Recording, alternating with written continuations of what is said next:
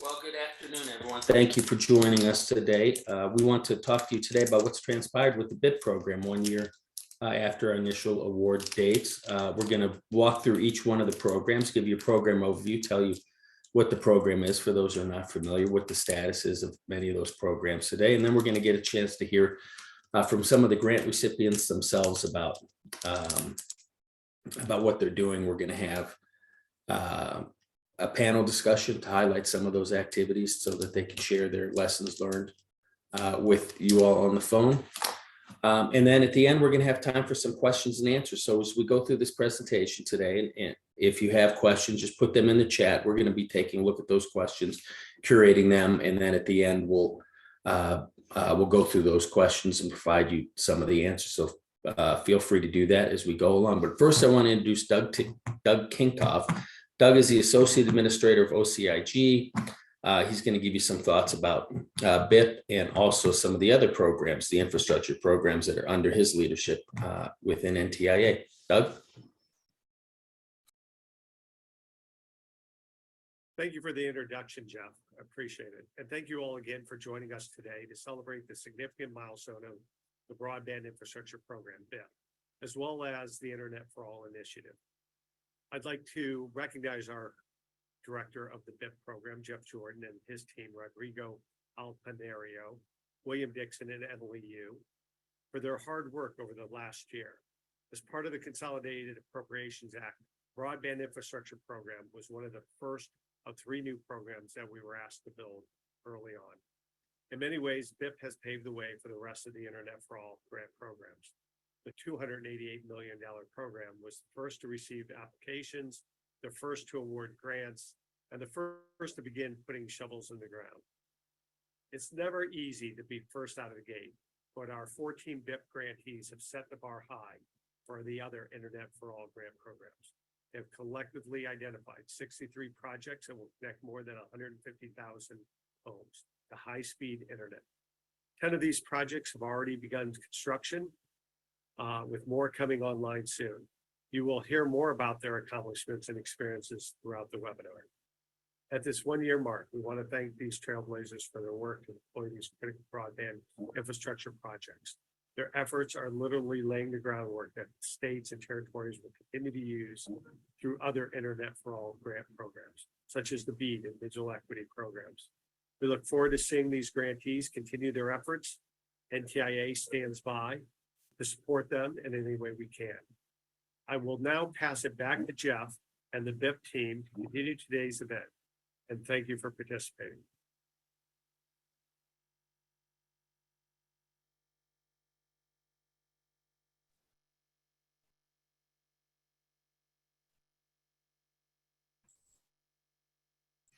Well, thank you for that, Doug. As you can see, if we advance the slide here, we've got the BIP. The BIP program was targeted exclusively for rural, unserved. Oh, I'm sorry. Next slide, Carol. Please. Here we are. As you can see, if you're not familiar with the BIP program, it was targeted to address the unserved households in rural communities all over the United States. You can see from this map, it is pretty extensive area in which we're covering this, all the way from an island in the North Atlantic off the coast of Maine to the government of Guam in the Western Pacific, a difference of, I believe it's 15 hours, which puts a little bit of a challenge for the program management team, but also for the grantees in balancing our communications and the needs and the assistance we give to the grantees across that.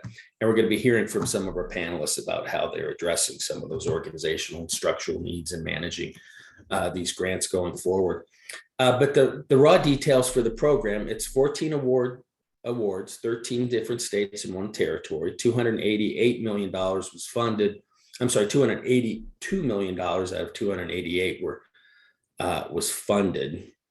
63 unique project areas, 123 counties, 150,000 plus homes, 6,700 plus businesses, almost 600 community anchor institutions all told. And it's hard to estimate exactly how many fiber miles, but somewhere just shy of 5,000 different fiber miles for all the different programs. And as you'll see as we walk through this, there's a variety of different solutions here that we've seen play out for these various grantees, from fiber to the home to a mixed hybrid fiber and coax, plus some fiber and fixed broadband ways. Not one size fits all for these communities. As you can imagine, there's a significant difference between serving a community in an isolated area like Elko, Nevada, as opposed to the hard rock areas of South Central Pennsylvania and West Virginia. It's just different and not one size fits all. We had, let's see, to date, we have 31 environmental impact assessments completed, approved, out the door. We've got a few more pending right now, 5 in total pending, and 10 projects, as you heard from Doug, under construction right now. We expect, with the wind at our back and the weather cooperating, and it hasn't really done so so far this year, we'll probably see somewhere in the neighborhood of 10 to 15 projects break ground in the next couple of months, in the next 60 days. Next slide, please, Carol. There you go. Thank you very much.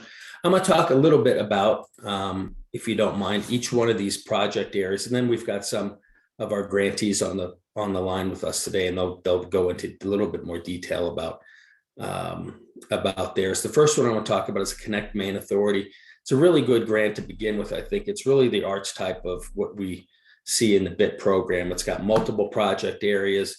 It's got mixed solutions of service types being deployed: fiber to the home, buried fiber, aerial fiber. They've got a fixed wireless solution. They're even using some undersea cable to get to an island off their coast, the funding of which we didn't provide for the undersea cable, but they're using some capacity on that in their grant. And it's really gonna make an impact there. Almost 12,000 households spread out through these project areas. So a significant build out and a significant award for the Connect Maine Authority to implement. Huntington County is a really complex build. You can probably get a sense for that. They have, it's a 3 different county project. They've got 9 total projects in the 3 counties. So that alone should give you some indication of what a tough build out and project area this is to be working with. And not surprising, they are using a fixed broadband solution for their fiber and fixed broadband to get to their service area. These are some really underserved areas in this portion of Pennsylvania. 7,200 homes, another 300 businesses, I believe, and 72 community anchor institutions, including most of the schools in the area, will be upgraded because of this different solution. North Carolina Transpark Authority is another really good project. It's the second largest in terms of dollar amounts that we're awarding. And to give you an idea, this is a single project. So the scope of this is pretty significant for their build out. 15,000 homes, community anchor institutions, businesses. This is a pretty remote area that they're reaching in here. It's about midway between Raleigh and the coast. And like many of our grants, almost all of these grants actually, this is just a project that would never have got done with the service providers trying to make just wouldn't get a nice return. So the economics of this only makes sense for these people with a federal grant. So it's a pretty good project and really illustrates what the BIP program was meant to do.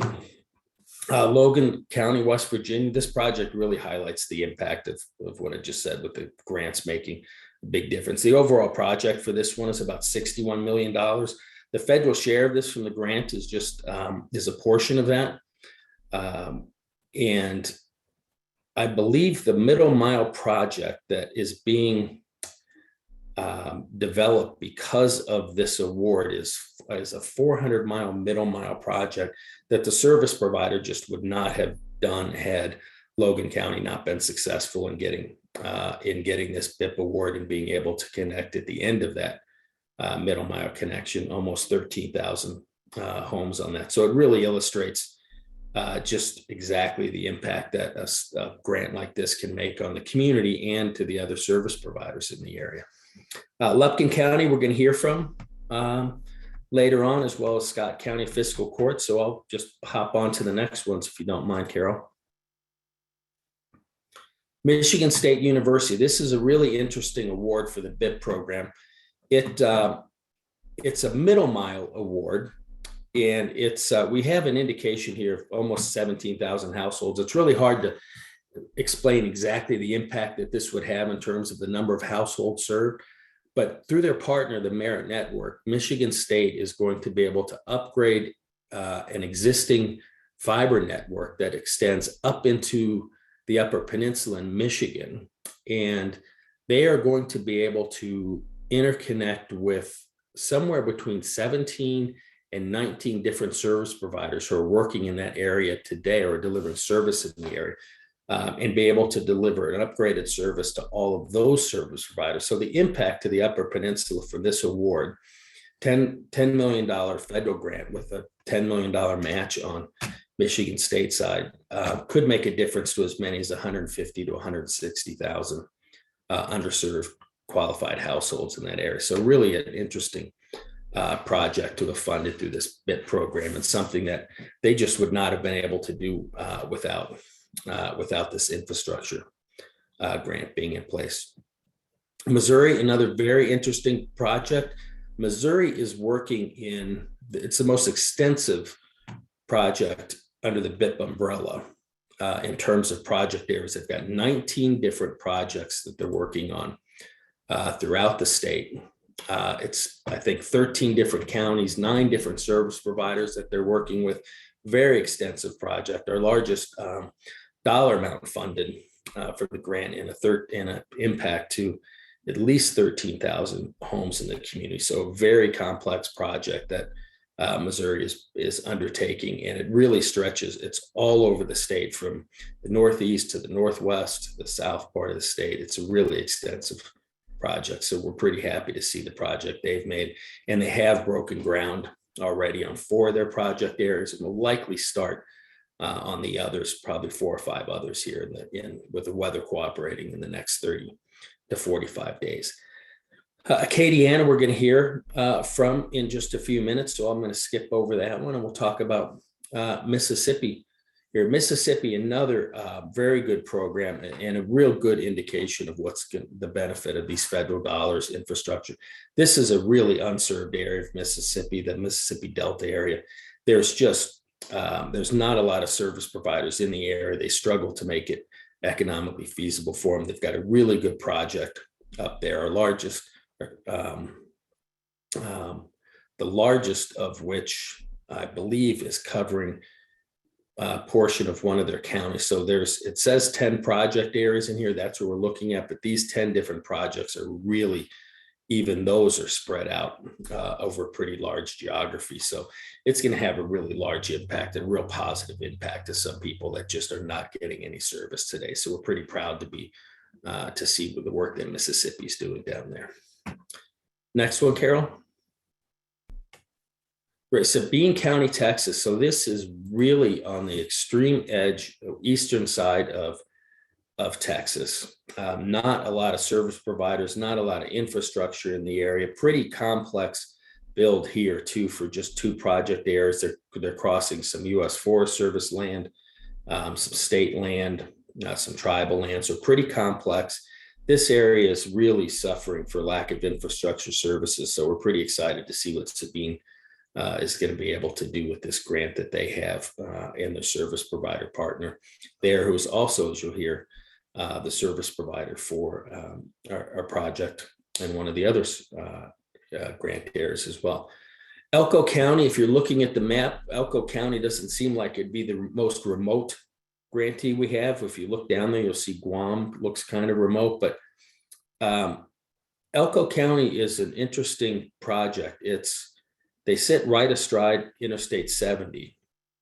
And this town is not just rural, it is very remote. If you see those movies where the protagonist is driving off in their car and it says next service 116 miles, that's where Elko, Nevada is. You see them all the time in the movies. There's nothing in that area. There's no service in that area. So Elko County is really going to make a huge difference for their constituents in the area. Almost 6,000 unserved households in a town whose population isn't much more than that to begin with. So very proud to be working with Elko County to see what they're doing.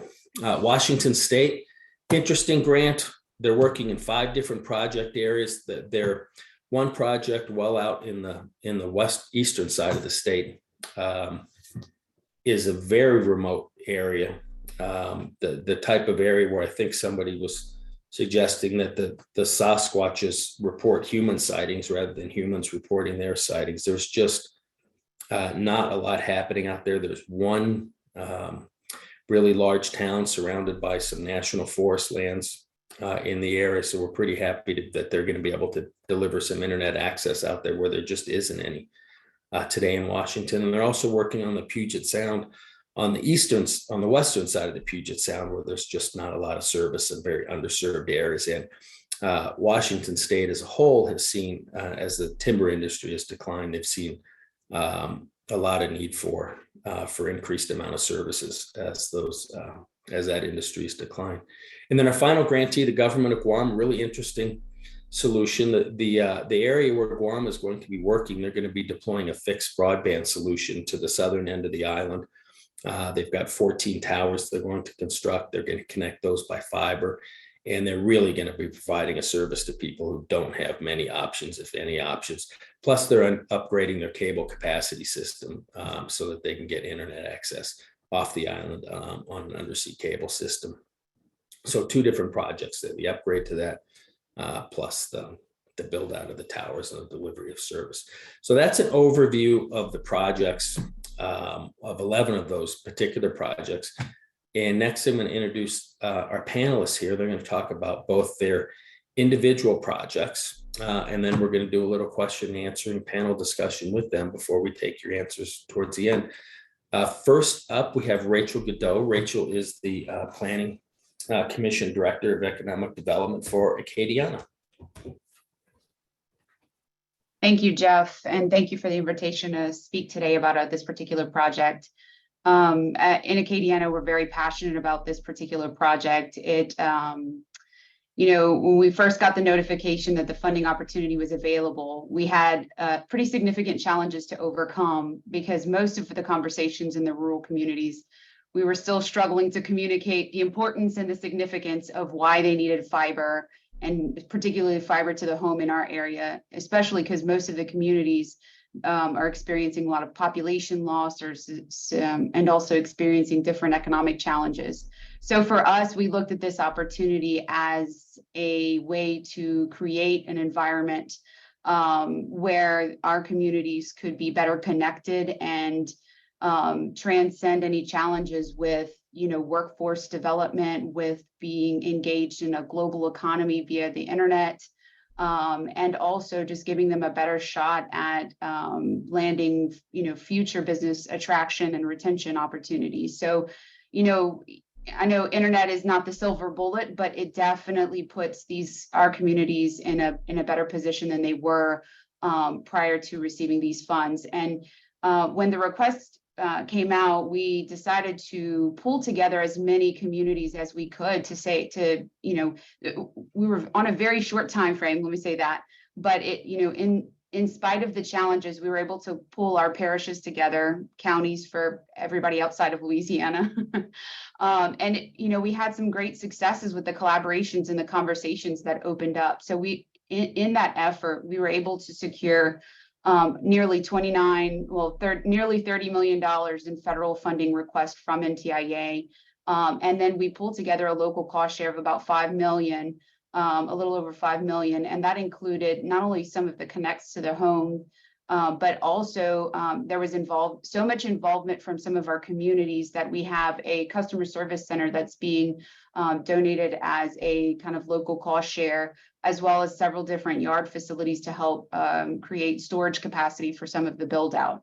Because we're stretching over a 3-parish county, and there's just a lot of coordination that needs to happen. So the communities really came together to provide some critical factors and in regards to this project. And at the end of the day, you know, we're going to be connecting nearly 22,000 households, as you see there, but also about 3,700 businesses, 12 different fire stations, 9 police stations, 2 parish local governments, several hospitals and schools will be passed in front of, and then have the ability to connect should they choose.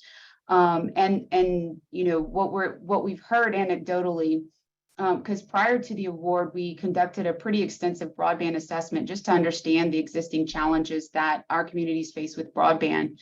And the majority of them, you know, received less than 25/3 service, but they were paying, I don't know, residential rates, probably $400 a month. We heard from one hospital who is paying nearly $12,000, if not more, a month for internet service. So for for us, it was an opportunity, this particular grant, to provide them more affordable service. And I think in a lot of ways, we've challenged our other providers to get better involved in the whole process and in, you know, the broadband game, if you will. And I think that sparked a lot of economic opportunities, because what we want is we want options in those rural communities. Not just, you know, one single provider, but create opportunities for them to have competitive rates and so on and so forth. So we're very excited. I want to thank particularly Jeff and Rodrigo and somebody who might not be on the call, but Yuki was a great asset in putting this application together. So just thank you all. NTIA has been a phenomenal partner in this whole endeavor, and we look forward to continuing to work on this particular project. All right. Well, thank you very much, Rachel. I think next up, we're going to hear from Judge Joe in Scott County about his project. Good afternoon, everyone. And we are so excited about being under construction and having the opportunity to be a part of this program. And Scott County is in the bluegrass region of Kentucky, north of Lexington, one of our larger metropolitan areas. And the reality is, if you could look at the graphic, we're essentially a donut hole of not having connectivity. And the city of Georgetown had good connectivity.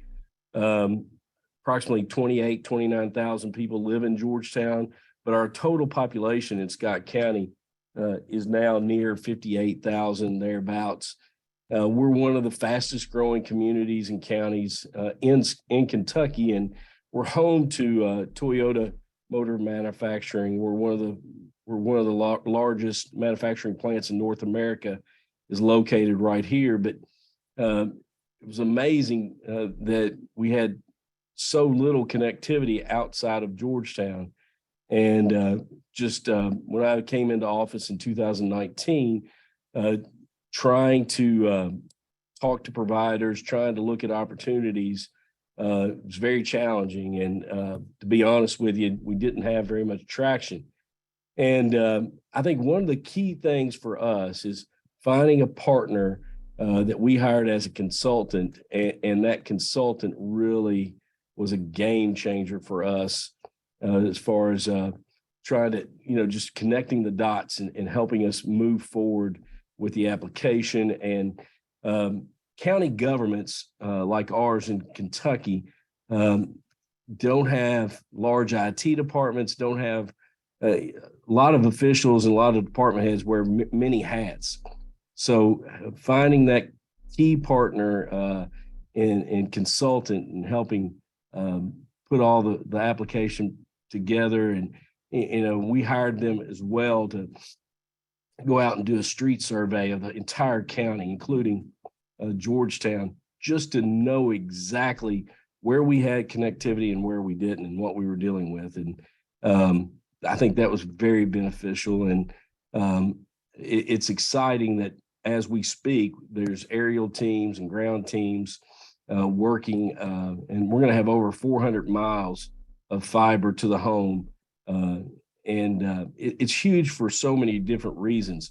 Obviously, the remote learning and opportunities there, but we have a significant number of small businesses that use and need better connectivity. And then just trying to attract more, suppliers and manufacturing and business in our community. One of the first questions they ask is, what type of connectivity do you have throughout the county? And, being able to go forward now saying that, we're going to have our entire community having access and connectivity is just a big game changer. So we're excited and grateful for the opportunity and really are full steam ahead trying to move forward. Excellent. Thank you, Judge. Final panelist and final project overview from Rebecca Mincy. Thank you, Jeff. I'm Rebecca Mincy, Executive Director with the Development Authority of Lumpkin County. Lumpkin County is a county of around 34,000 in population. We're an hour north of Atlanta. We entered into a partnership with a private provider as far as a subrecipient of our NTIA grant. Our project is a last mile project. You can see the stats there. And we were fortunate enough actually to work with our the NTIA team. And we actually have two grants that we received, one at the state level and then the NTIA grant. So our total households for our comprehensive project in Lumpkin County is closer to around 8,000. And we're really proud of that, around 600 miles of new fiber. Obviously, like the other panelists have said, addressing those most unserved needs from a residential or business standpoint. Our cost will, our grant program will go towards administrative costs, and similar to what Judge Joe mentioned, we have hired a third-party consultant to assist with our technical oversight of our provider partner. We're just very excited. Lumpkin County, we're kind of on a cusp of an hour north of Atlanta, is still not very far, but just due to some of our low density and population and topo, we're right at the foothills of the Appalachian Mountains. So some of our topo constraints have made that build out from the private standpoint not profitable. And so without those grant funds, we really wouldn't be where we are. And our project, we are finalizing our environmental review in our engineering and design, and then we will look to begin construction in the next couple months. So definitely beginning construction by second quarter of this year, and then have everything built out by second quarter of 24. So we're very excited about that, bringing some options and some better capabilities to the residents here in Lumpkin County, as well as our business community, all of which that became very evident during COVID, and it's remained important post-COVID. And very similar to what Judge Joe mentioned, it's an important strategy for our business recruitment and retention, as well as retaining residents and being able to attract new residents. We want to attract people to live here that can work, anywhere remotely. So those blue areas in the question, I believe those are the unserved census blocks that were eligible for our grant program.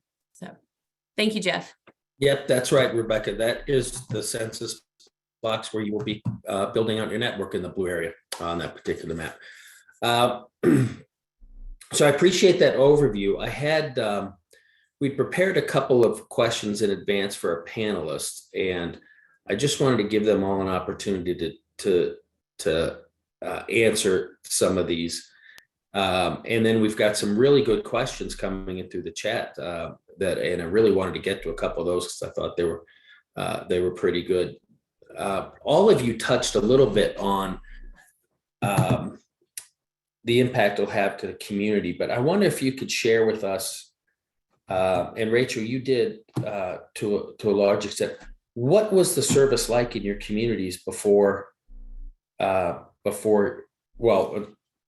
project is going to be implemented? What were the options for those people besides $12,000 a month for internet access? Sounds horrific for a hospital. Anyone? I didn't know if you wanted me to go elaborate a little bit Yeah, more. sure. Go, please do. It's a little bit like I characterized it before, you know, people in our rural communities just didn't have a whole lot of options. So the options that were available, you know, they subscribed to, and regardless of reliability or how expensive it was. So it really was the impetus for us applying for this particular opportunity. And we saw it as a way to maybe help assist buy down the costs and create more competitiveness in our rural communities. And Judge, I'm going to ask you the question slightly, perhaps a slightly different way. I know that you've got a pretty extensive project area, and it goes right around the town that has some pretty good internet access. And what challenges did you have trying to get service providers to move into those areas before this grant? It was very challenging because it comes down to the return on investment for them. And, you know, looking at our topography, looking at, you know, how we're spread out, you know, we pretty significant size in for the project. And I talked to numerous providers, and it was very challenging. And when this opportunity came up, though, it was the game changer for our community, because it kind of brought those vendors and those providers to the table, and it was the game changer. It opened up the flood doors, so to speak. And did you feel like the relationship went from somewhat adversarial, where you're please come build, to actually some type of partnership? 1,000%. And you know, our provider that we're working with has done everything they've said they're going to do, and are working very hard to, you know, to deliver on the, you know, on the connectivity piece. And, you know, there's some challenges out there, and I'm sure it's not just with Scott County, Kentucky. You know, looking at pole permitting, looking at make ready issues, and don't get ahead of us, Judge. That's all right. We're gonna get right into that in a couple. All right. I wanted to ask you, Rebecca, what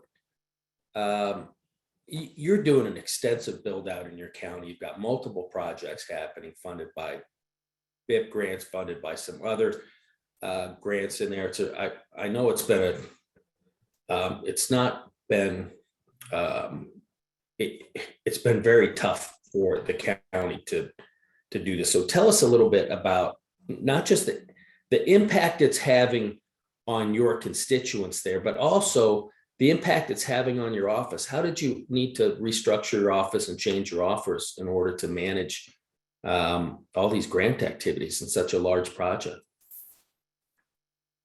Well, we haven't totally restructured additional duties as assigned, but we're proud to do it because, you know, we're in the realm of economic development, and having access to this level of service for, you know, residents and businesses in our community falls directly within our mission.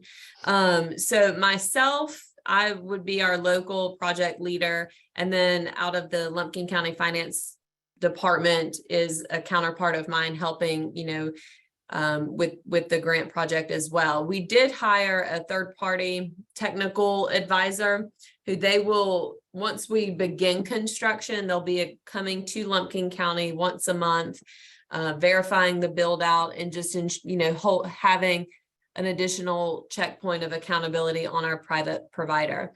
And that entity has also been very helpful from a technical standpoint to help verify engineering and design build, you know, plans to make sure that what is being planned for meets the grant. And then as we entered into construction, also meets what is actually being built out. And that's most important for us, because we want citizens at the end of the day to have the service that they're expecting. You know, the project is expected to bring a gigabit of synchronized service to, you know, around 8,000 locations in Lumpkin County And we want that service to actually be what they get at the end of the day. And so that third-party advisor has been very helpful to, from a project standpoint, helping us keep accountability with our provider partner. And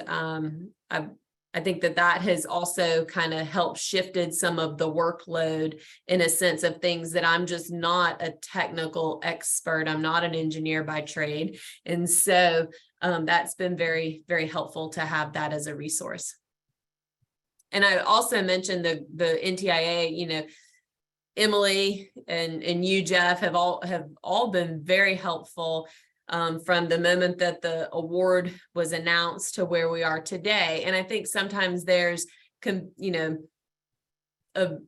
people often are afraid of a federal grant if they think, oh, the reporting or the time or this or that. But very similar to what Rachel mentioned, y'all's staff has done nothing but try to help us succeed in Lumpkin County, and we're very appreciative.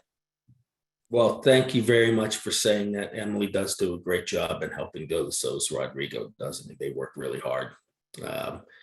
And we had the benefit of starting this project the same day you all started your project. So we've been in it together since day one. So that's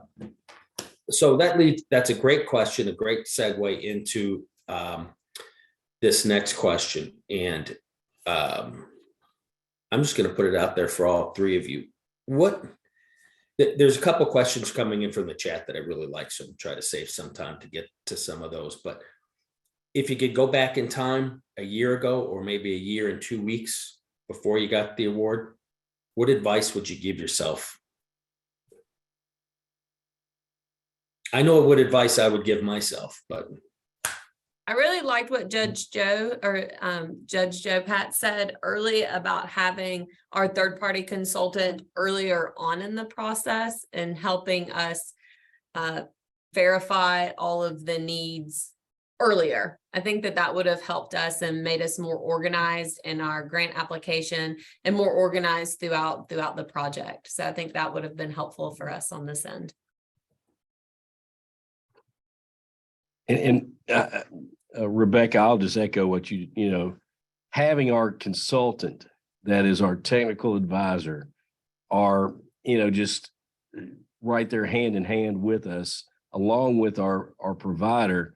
It's really been a team effort, and it can't work if everybody doesn't come to the table and work together. And Rodrigo has been nothing but just another just trusted advisor and trying to help move us along and trying to make things as smooth as possible. And I appreciate that very much. It's, you do get, it's a daunting task when you start thinking about all the reporting and making sure that you're doing what you're supposed to do. But it truly has been a team effort, and it's I can't say enough positive things about the process so far.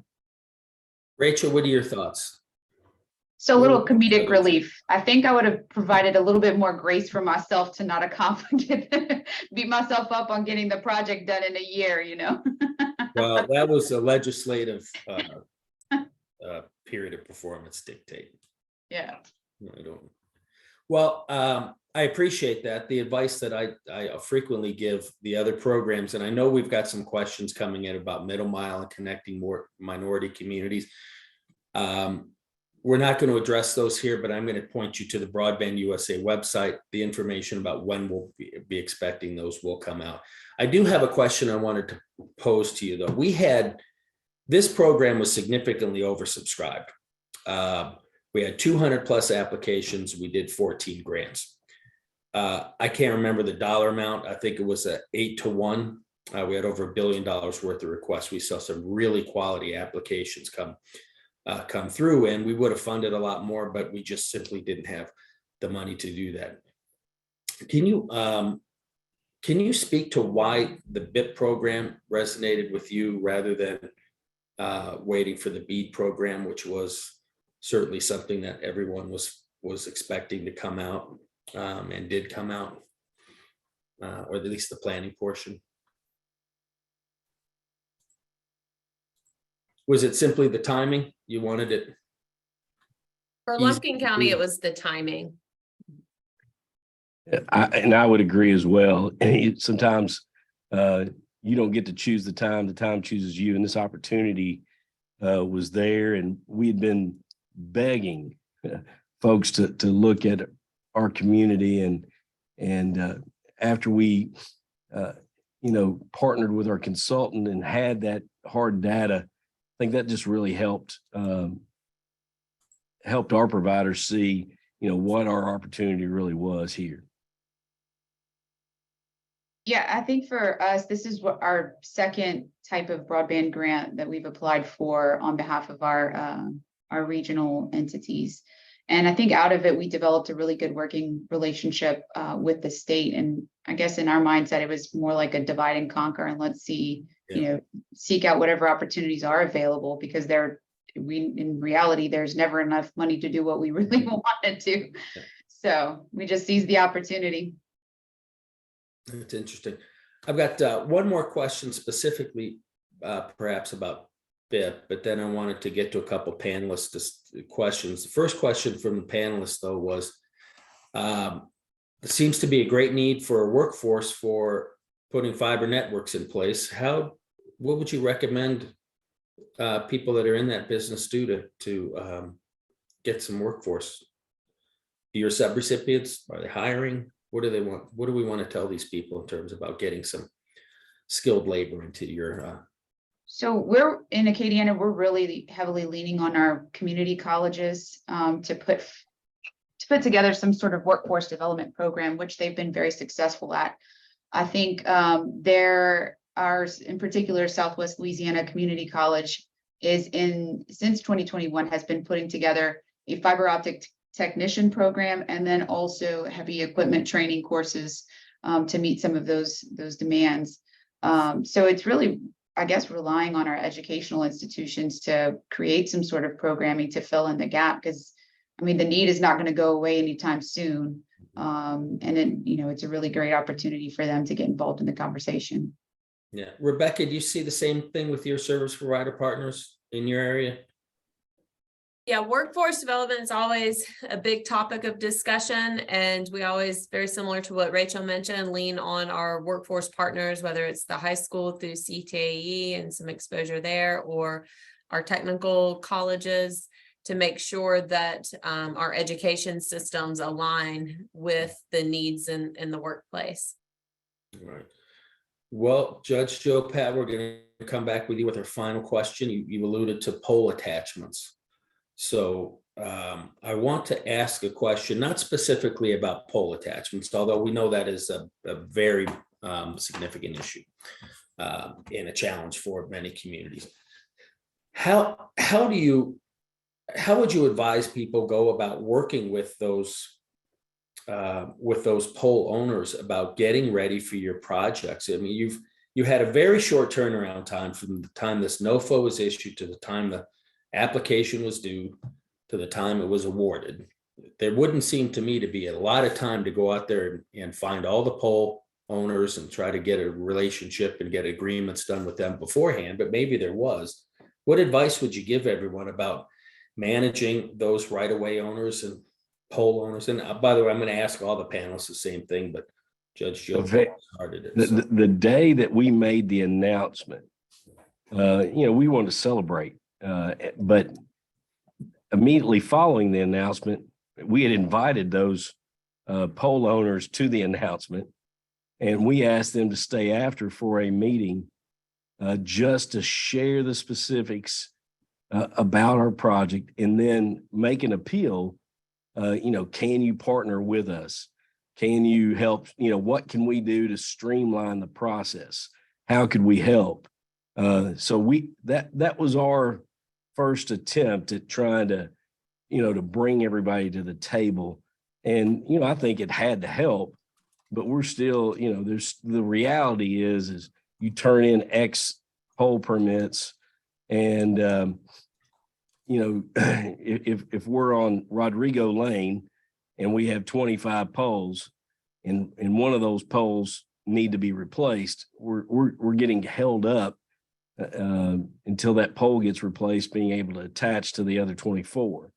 And that's a challenge, but it's going to be a challenge anywhere. But I think states and on the federal level, whatever we can do to help streamline the process and then help, the pole owners, process these requests. That's a big issue as well, being able to process and get the needed information back and turning them around. So, I do feel like we're trying to blaze the trail of getting, more information, and hopefully we can share that going forward and help other communities going through the same thing as we go forward. Rebecca, tell us about your experience. So you're at the county level, permitting's done there. A lot of the utilities would be permitted through the county offices. Is there anything your office has seen or been able to do, or some advice you'd give others about how to manage that? Well, very similar to what Judge Joe mentioned. We're a little behind the schedule from what Judge Joe and Rachel, I believe, are. We have submitted like a no cost extension for our project scope, but or for our period of performance, but very similar, like early on having direct lines of communication with the folks, that all of our utility partners, letting them know, hey, when we call in a locate, we're running nearly 600 miles of fiber. Like, we'll need some pretty quick turnaround. Are you all aware of the project scope? And that can't be in just one conversation, but really having been building relationships and talking regularly with all of these partners to make sure that we're sending them what they need to then, process things quickly, and we make some tweaks on our ends that can better serve how they want to review information or things like that. But it's challenging. We'll have, I think, almost 400 individual permits get submitted to the county, our city, and the state, and so that's just a lot. It's just like a lot of permits, but we're very hopeful, that very similar, those relationships and lines of communication and getting with all of those folks early in the process, getting them aware of what's to come, what our timeline may be, when they'll be expecting these permits. We hope that will help. And again, since we have an extension, we submitted an extension on our project, we're at that point right now where we are beginning to submit for our permits. So of those 300 some odd permits, we've submitted 75, and we've got, I think 25 of those approved to move forward. So hopefully so I'm hearing the same answer. Relationships, talk to them early, get them on board early, let them know what you're doing, no surprises, keep everybody. And we try to find direct points of contact, and I try to always be a direct point of contact. So I don't want our provider partner, the 10 different people calling, one of our EMCs about a pole. Call me, let me call them, because I have built the relationship. So try to streamline even our communications, so we're always communicating to the right person. So Rachel, last question, if you don't mind. So along the same lines, I do think your office and your group coordinates fairly closely with the state legislator, with state initiatives. So I wonder if you could tell us two things. One, what's the legislature doing, if anything at all, to help, if they are helping in certain areas, to make permitting a little bit easier at the state level for things, not the federal level. And then also, what lessons have you learned that you think are going to be valuable for your colleagues and for yourself as you try to work with the state to get some BEAD funds and some digital equity funds for the state? Thanks, Jeff. So the first question in regards to the legislature, how are we working with them to make it easier for the permitting? I think overall, not specific to the permitting, and I'll explain kind of what happens in Louisiana. We're looking at more resilient infrastructure, more hardened infrastructure, because for those not from Louisiana, we get a lot of hurricanes and natural disasters. So we have to build underground, and most of the build out is going to be underground. So we don't really have to deal much with the pole and utility attachments, I think, in this particular project. But we have had to coordinate very closely with our Department of Transportation at the state level to utilize their existing rights of way. So we were able to receive a categorical exclusion on this project because of the idea that we're building mostly in the rights of way. And I think one of the biggest challenges as far as coordination has been the railroads. I don't know if you guys experience the same things, but I think we've found a way, at least here in Louisiana, to maybe coordinate more closely through some sort of association that has an existing relationship. But one of the biggest challenges in Louisiana, and I know some states are similarly set up to where in the past, there's been some legislation that has prevented government from getting involved in broadband expansion. And I think it had a lot to do mainly with, governments providing and or offering as a service provider. But maybe in the last couple of sessions, I think some of that has alleviated, and there's been more flexibility assigned to all of these funds for governments to directly partner with our ISPs, whether that's through fund contribution or providing permits through rights of way, to create ease of deployment for our communities. Because at the end of the day, our communities just want to build their communities to provide opportunities with internet. So there's a stakeholder interest there as the public sector representative, and our governments, whether parish or local, want to be involved. So we've kind of cut through some of that red tape at the legislature to allow that to happen by working with the state legislature and our state Office of Broadband Development and Connectivity, who has more recently, through ARPA funds, put out a gumbo program. So we're working, and that only happens in the state of Louisiana, where we're offering gumbo through a grant program. But there's been a lot of lessons learned about how to better coordinate and to provide that resilient infrastructure, and to look for future-proof technology. And I think the state is adopting that, hopefully, not, moving away from some of the obsolete technology and really prioritizing the need for better internet for all of us.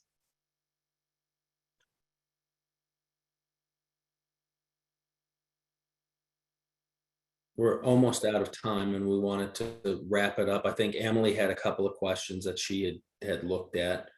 And while we go through that, Carol, I think you can probably forward, and we can get the last couple of slides up. And we also want to make sure the contact information gets up there before we're all done, so people can know how to get in touch with us. There were quite a few questions that came in. There's just no way for us to get to all of these. There is the contact information for the BIP team members at the end. You can contact them. I can also tell you that much of the information that we may have talked about would be available at NTIA's Broadband USA website, in terms of where we're getting some of the information. And for people that are asking specifically about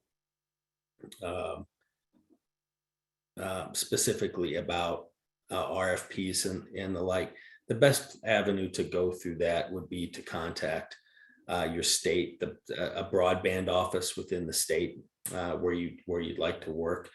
You can also send emails into our inbox. And Macy, do you mind? Can you put that up for us one more time in the chat? It's broadbandinfra@ntia.gov. BB infra. There it is right there. You can send those in there, and we'll get to those and find an answer for you and get back to you in one way, shape, or form for that. So I want to thank everybody as we wrap this up. Thank everyone for their time. Emily, you did have one answer you wanted to read for us. Do you want to do that before we all say goodbye? And I just want to thank everyone for participating today. We're really, really happy with all of our grantees and the work that they've done, and the road that they've been helping us to pave for the other programs. It might not feel like fun sometimes, but we are blazing the trail for everybody.